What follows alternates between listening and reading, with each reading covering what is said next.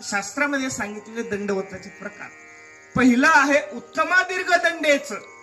दीर्घ पद्धतीने देवासमोर लोटांगण घातलं जातं, अष्टांग अंग त्या ठिकाणी टेकलं जातं, तो उत्तम प्रकारचा दंडवत. मध्यमा पादवंदनम.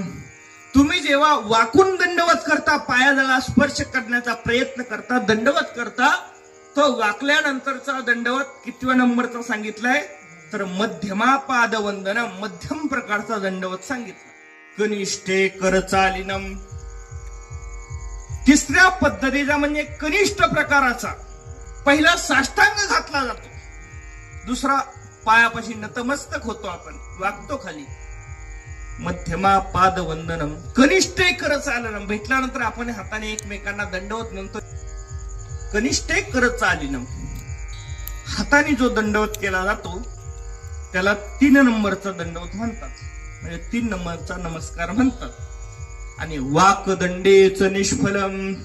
शरीराची कोणतीच क्रिया करायची नाही आणि येता येताच म्हणायचं दंडवत.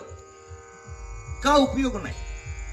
ज्याच्यामध्ये शरीराची क्रिया नाही, येता येताच म्हणायचा जय हरी, त्याला हातच जोडावे लागतील. कारण तो खूप बराय म्हणतात, दिले इंद्रियात पाय